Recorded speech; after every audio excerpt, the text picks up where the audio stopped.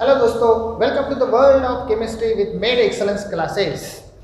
बच्चों, हमने देखा है अब तक व्हाट इज केमिस्ट्री, केमिस्ट्री क्या है इसके बारे में हमने कहा है। केमिस्ट्री की अलग अलग ब्रांचेस क्या होती है इसके बारे में भी हमने कहा है, ठीक है। और तो और हमने कहा कि मैटर क्या होता है इसके बारे में भी हमने ठीक है डिस्कशन किया है। अब आते हैं हम क्लासिफिकेशन ऑफ मैटर के पास।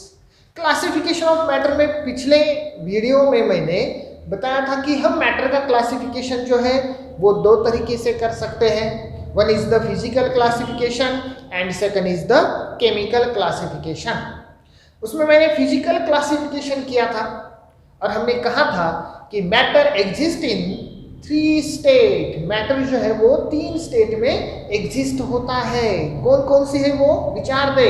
Yes, solid, liquid and gas. इन 3 स्टेट में जो है वो मैटर एग्जिस्ट होता है। इस पूरे यूनिवर्स में अगर हम देखेंगे तो आपको पता चलेगा कि मैटर जो है वो या तो सॉलिड स्टेट में है, या तो लिक्विड में है, या तो गैसियस स्टेट में है, ठीक है। और तो और हम सॉलिड को लिक्विड में, लिक्विड को गैस में, गैस को फिर से लिक्विड में, लिक्विड को फिर से सॉलिड में, या सॉलिड को डायरेक्ट गैस में और गैस को डायरेक्ट सॉलिड में हम कन्वर्ट कर सकते हैं, ठीक है ना।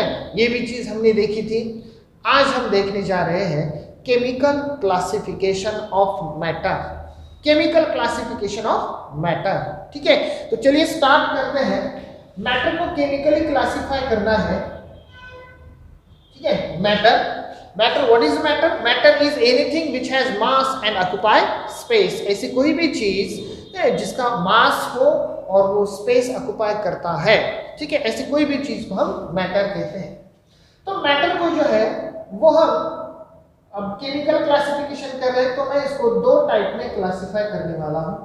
Matter is classified into 2 types. 2 type में हम क्लासिफाई करेंगे। एक तो है मिक्सचर, ठीक है, और दूसरा होता है pure substance. Mixture and pure substance, इसमें हम क्या करने वाले हैं? मैटर को क्लासिफाई करने वाले हैं, ठीक है। पता चला matter is classified into 2 types. One is the mixture, another is the pure substance.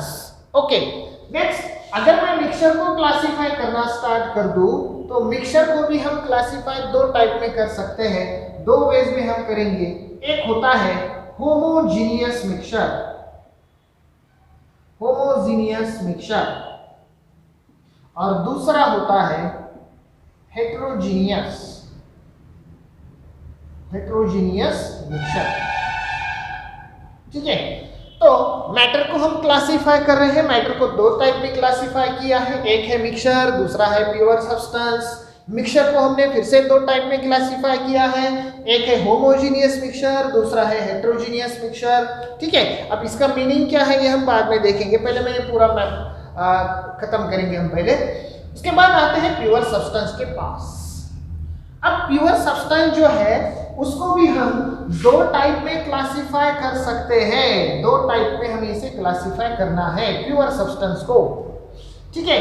पहला होगा एलिमेंट्स, पहला होगा एलिमेंट्स, और दूसरा होता है कंपाउंड्स।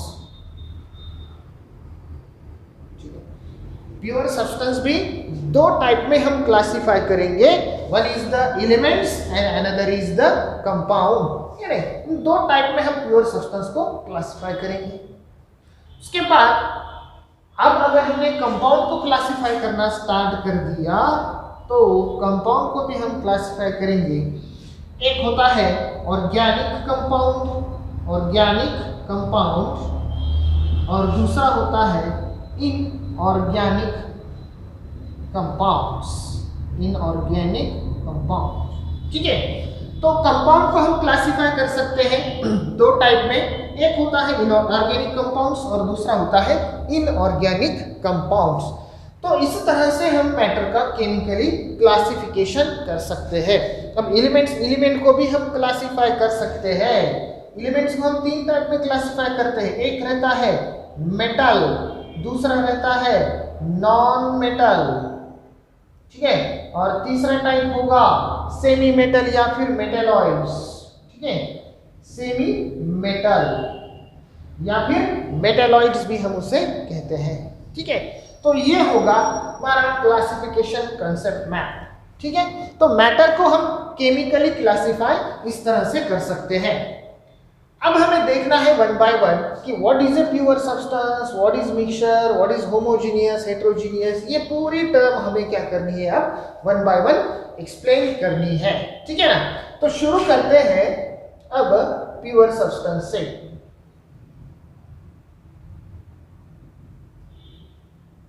प्योर सब्सटेंस, ठीक है, शुरू करते हैं प्योर सब्सटेंस से। तो प्योर सब्सटेंस, अब क्या है प्योर सब्सटेंस, क्या है डेफिनेशन प्योर सब्सटेंस की। देखो, matter which has same composition and properties, matter which has same composition and properties are called pure substance. अब ऐसा कोई मैटर, ठीक है ना, जो सेम ही प्रॉपर्टी दिखा रहा है। फॉर एग्जांपल अब देखो, फॉर एग्जांपल मैंने ये मैटर ले लिया, ठीक है, और मैटर के मैंने क्या कर दिए, यहाँ पर इसे ब्रेक कर दिया और इसके दो टुकड़े बना दिए, ठीक है, मैटर के।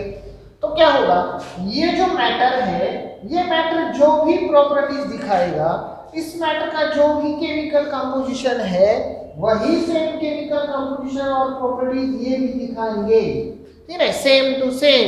इसलिए हम ये कहेंगे कि ये जो मैटर है, it is a pure matter, इसे हम प्योर सब्सटेंस ऐसा कहेंगे, ठीक है ना। प्योर सब्सटेंस का कोई भी एक पार्ट निकालो तो वो सेम ही प्रॉपर्टीज आपको दिखाएगा, सेम ही प्रॉपर्टीज आपको दिखाएगा। समझ में आई बात। तो ये है हमारा प्योर सब्सटेंस। अब प्योर सब्सटेंस को हमने क्लासिफाई किया है कंपाउंड्स में और एलिमेंट्स में। तो पहले चलिए एलिमेंट्स देखते हैं। एलिमेंट्स क्या है, एलिमेंट्स देखो, एलिमेंट्स की डेफिनेशन भी मैंने यहाँ पर लिखी है। The pure substance that can not decompose, the pure substance that can not decompose into simpler one are called as elements. ऐसे प्योर सब्सटेंस कि जिनको तोड़कर हम सिंपल फॉर्म में या फिर सिंपल किसी एलिमेंट में कन्वर्ट नहीं कर सकते हैं, ठीक है ना। इसी तरह के कंपाउंड्स को हम क्या कहते हैं, एलिमेंट्स ऐसा कहेंगे। ऐसे प्योर सब्सटेंस जिसको डिकम्पोज करके सिंपलर फॉर्म में नहीं ले जा सकते, ऐसे सब्सटेंस को हम क्या कहेंगे, एलिमेंट्स ऐसा कहते हैं। समझ में आई बात, ठीक है। ये एक हुआ डेफिनेशन, लेकिन ये जो डेफिनेशन है ये इतना पूरा डेफिनेशन नहीं है, ठीक है ना। अब देखो, जैसे कि एलिमेंट्स, अगर मान लो कि मैंने ये एलिमेंट ले लिया, दूसरा पॉइंट देखो, मैंने ये एलिमेंट ले लिया। अब एलिमेंट लेने के बाद मान लो कि ये पूरा का पूरा मैंने लोहे का रॉड लिया है, ठीक है ना। अब लोहे का रॉड लिया है, इसके मैंने दो टुकड़े कर दिए, फिर से ये दो टुकड़े हमने बना दिए। तो ये जो यहाँ पर जो भी प्रॉपर्टीज दिखाई देगी, वही सेम प्रॉपर्टीज यहाँ पर भी दिखाई देगी, जैसे कि हमने प्योर सब्सटेंसेस के बारे में कहा था। तो मैं नेक्स्ट सेंटेंस यहाँ पर ये भी लिख सकता हूँ, ठीक है, कि ए बिग पार्टिकल या फिर big and small particles, big and small particle of elements show same properties, element का कोई भी पार्ट ले लो, छोटा सा छोटा पार्ट भी ले लो या फिर बड़ा पार्ट भी ले लो, प्रॉपर्टीज तो सेम ही दिखाई देगी, ठीक है ना। ये है हमारा एलिमेंट्स। अब ये देखने के बाद फिर से एक डेफिनेशन, अब इसी को मतलब देखते हुए हम और एक डेफिनेशन बना सकते हैं। अगर हर पार्ट जो है वो सेम ही प्रॉपर्टी दिखा रहा है एलिमेंट का, इसका मतलब एलिमेंट जो भी है ये कंसिस्ट हुआ है only one type of atom से। समझ में आई बात क्या कहा, अगर एलिमेंट का कोई भी पार्ट सेम ही प्रॉपर्टीज अगर दिखा रहा है, इसका मतलब क्या हुआ कि जो भी एलिमेंट बना है वो एक ही तरह के एटम से बना हुआ है, सेम टाइप ऑफ एटम से बना हुआ है, इसलिए तो वो कोई भी पार्ट उसका निकालो वो सेम ही दिखा रहा है प्रॉपर्टीज, ठीक है। क्लियर हुआ इतना, ओके। लेकिन यहाँ पर एंट्री होती है एक और नए कंसेप्ट जिसका नाम है आइसोटोप। ठीक है, जिसका नाम है आइसोटोप। अब इन भाई साहब की एंट्री हुई है, अब इनके बारे में हम बाद में पढ़ने वाले हैं, लेकिन आइसोटोप की वजह से ये जो हमने ऊपर डेफिनेशन बनाई है ये पूरी की पूरी सेटिस्फाई नहीं होती है। ठीक है ना। अब आइसोटोप्स शायद आपने 10th में पढ़ा होगा, these are the elements having same atomic number but different mass number। ऐसे एलिमेंट्स होते हैं आइसोटोप कि जिनका एटॉमिक नंबर तो सेम होता है लेकिन मास नंबर जो है वो अलग अलग होता है। ठीक है ना। अब मास नंबर अलग अलग है, एटॉमिक नंबर सेम है, तो वो तो अलग अलग, मतलब उनका हम सेम टाइप के एटम तो नहीं बोल सकते उनको। तो फिर ये जो डेफिनेशन मैंने लिखा था ये थोड़ा सा अब यहाँ पर गलत होता है, तो फिर और मॉडर्न में डेफिनेशन बनाया गया। देखो जैसे जैसा समय बदलता है वैसे वैसे और हम डीप में स्टडी करते हैं और नई खोजें होती है और करेक्ट डेफिनेशन के पास हम पहुंच जाते हैं। तो अब का मॉडर्न डेफिनेशन जो है वो ये है एलिमेंट का, a pure substance which has definite atomic number. ऐसा प्योर सब्सटेंस कि उसमें जो भी एटम्स है उनका एटॉमिक नंबर फिक्स है, डेफिनेट है, अलग अलग नहीं है। ठीक है। और सिर्फ एटॉमिक नंबर ही नहीं, पीरियोडिक टेबल में भी उनकी पोजीशन फिक्स है, एक ही है। पीरियोडिक टेबल में भी उनकी पोजीशन एक ही है। उस तरह के सब्सटेंस को, प्योर सब्सटेंस को हम क्या कहते हैं? एलिमेंट्स ऐसा कहेंगे। उस तरह के सब्सटेंस को हम क्या कहते हैं? एलिमेंट्स ऐसा कहेंगे। तो क्या कहेंगे? एलिमेंट्स किसे कहेंगे? Pure substance which has a definite atomic number. A pure substance which has a definite atomic number and a definite position in a periodic table। समझ में आया?